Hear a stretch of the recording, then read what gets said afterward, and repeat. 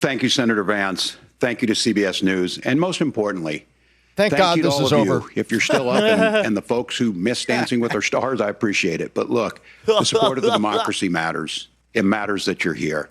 And I'm as surprised as anybody of this coalition that Kamala Harris has built, from Bernie Sanders to Dick Cheney to Taylor Swift, and a whole bunch of folks in between there. God, Taylor. And they don't all agree on everything, but they are truly optimistic people. They believe in a positive future of this country and one where our politics can be better than it is.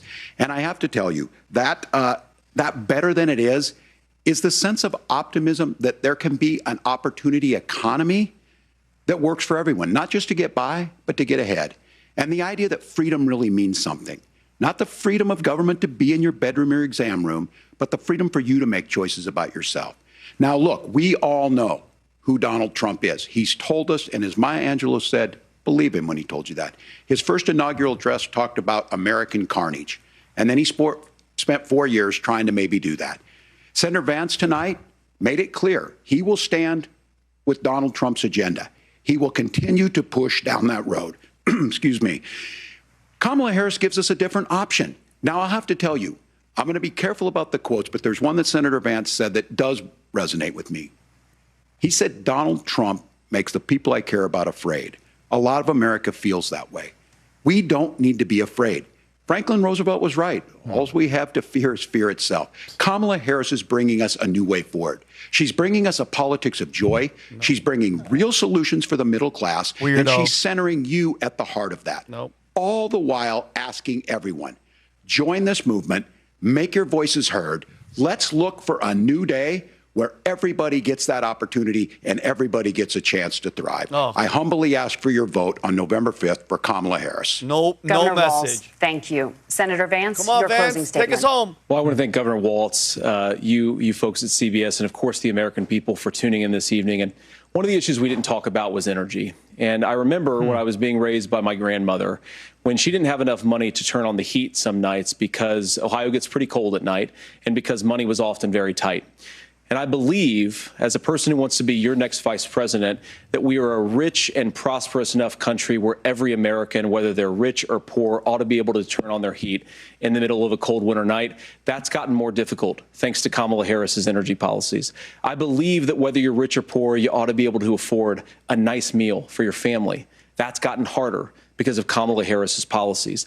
I believe that whether you're rich or poor, you ought to be able to afford to buy a house. You ought to be able to live in safe neighborhoods. You ought to not have your communities flooded with fentanyl. And that, too, has gotten harder with because of Kamala Harris's policies. Now, I've been in politics long enough to do what Kamala Harris does when she stands before the American people and says that on day one, she's going to work on all these challenges I just listed.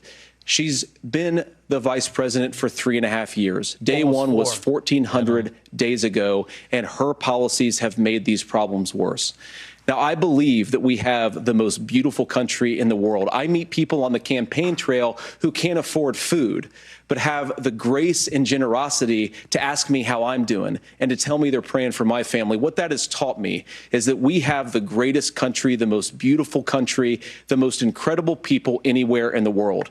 But they're not going to be able to achieve their full dreams with the broken leadership that we have in Washington. They're not going to be able to live their American dream if we do the same thing that we've been doing for the last 3.5 years.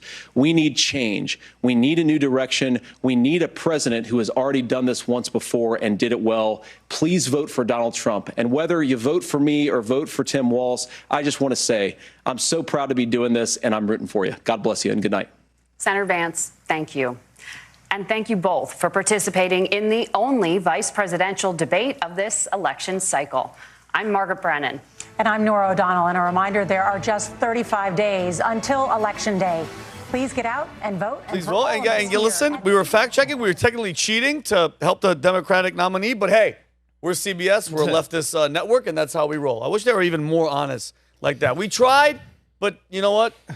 But JD was cooking. He was cooking, and he did exactly what he had to do. He fact-checked the fact-checkers live. He had to do that. And I said it before the debate. That's the only thing he had to go do, and he did it. I like the guy. It's official. He swayed my vote. Dude, like, you didn't know what to think of him. This is a whole different, bro. No teleprompter, raw dog. You don't know the questions.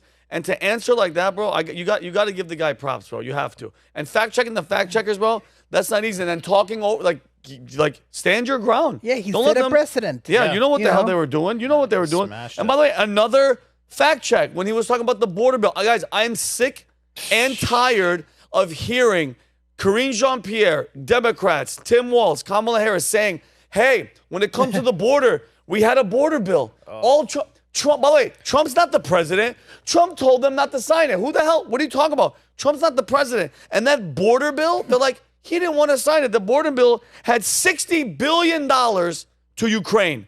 Let that sink in, okay? $2.3 billion to illegals resettlement in the United States. $14 billion to Israel. $10 billion to Gaza. And guess what our border would have got? $20 billion. So they held that over our heads and they said, listen, if you want to secure our border, you have to give over $100 billion to other people. No, hell no, you don't agree to that. And that goes to Trump's testament of America first. Why the hell do we have to put all that crap in there to just secure the border? How about this? F everybody else. Give us that $100 billion and let's secure the border. Yeah. Period. And this whole talk of, Trump tried and he tried to build the wall. When Congress, he doesn't have control of the Senate and the House, and Congress is fighting him tooth and nail, you can't do it. It's impossible. Am I right? Yeah, but he ended up getting it done. That's why the government was shut down for a little bit, and that's that epic conversation between him and Schumer. Oh. He's like, you want to put it on me? I don't care. I'll shut down the government. It'll be my fault if you I don't love that. If you don't help me with the wall, then we'll shut down the government. Yeah, I love it. I love it. Then, But Kelly, I'm going to go to you after the only thing Brandon. that got taken off the immigration bill, that border wall bill, was the border wall funding. It was the So border all wall. that money went to those countries, but the border didn't go to it. Exactly. Can So we- they still passed the money. Yep, love the Frank Luntz tweet. Remember, any of these instant polls aren't really polls. It's instant opinion and perception. Instant perception. Frank Luntz, at the first commercial break, my VP debate focus group says by a 10-3 margin, J.D. Vance is winning. That's a big deal since only 5 of them were leaning toward Trump-Vance when the debate began. Well, there you have it, folks. So if you like this clip, click right here. And if you want to see more like it, click right here. Stay angry, Patriots.